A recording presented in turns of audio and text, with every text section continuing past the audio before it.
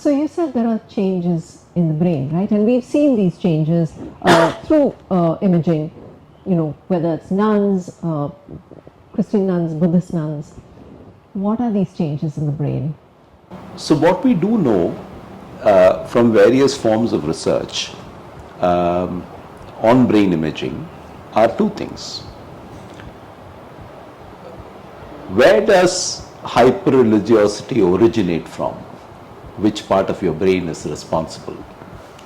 I was involved in a study that looked at the brains of people with epilepsy, and one trait stood out. Hyper-religiosity was linked to the right hippocampus. We talked about the hippocampus yesterday as a small organ the size of a finger joint, which is present on either side if you draw a line through your ears. So the right hippocampus was atrophied in people who had epilepsy and were hyper-religious. And this was the first study to link religiosity to a structure in the brain. This was published in the Journal of Neurology, Neurosurgery and Psychiatry, I think 1997 or something like that.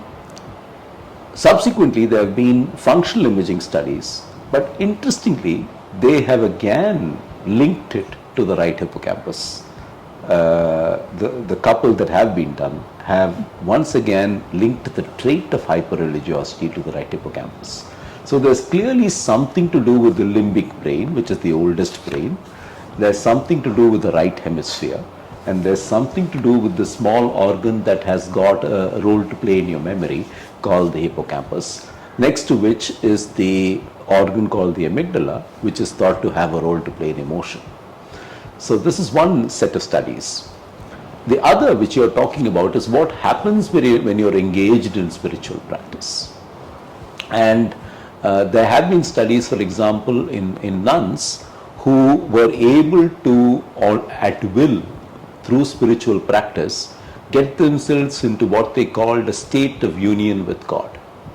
So they looked at both using EEG and fMRI, what happens to them when they get into the state of union with God.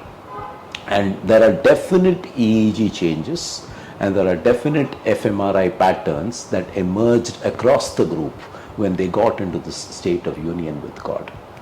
Now, I think therefore spiritual experience is obviously linked to certain brain organs becoming active in some way and getting into some kind of synchronous activity in some way. And I suppose repeated spiritual practice or repeated religious practice of any kind has the potential to do the same. Now, one of the other things you need to ask yourself, is, how does spirituality differ from something everyday like driving, right? So I'll give you an example. When you start driving, you're conscious about every change of gear you make, every move that you make. After a while, you do this automatically, so much so that if I asked you what were all the things you observed between X place where you started and Y place where you landed, often you're not, you're an autopilot.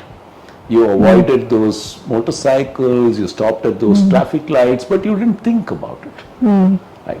So what actually happens is that your brain is connecting the dots so much better with repeated practice. Now, what makes us think that repeated spiritual practice or repeated mindfulness practice will not do the same? In a way, you expect that the synchronous working of various brain pathways involved in that experience are going to become more and more easy and more smooth. And these nuns who were involved in these studies, clearly they'd been doing this for years and years and years. And that would have had impact too.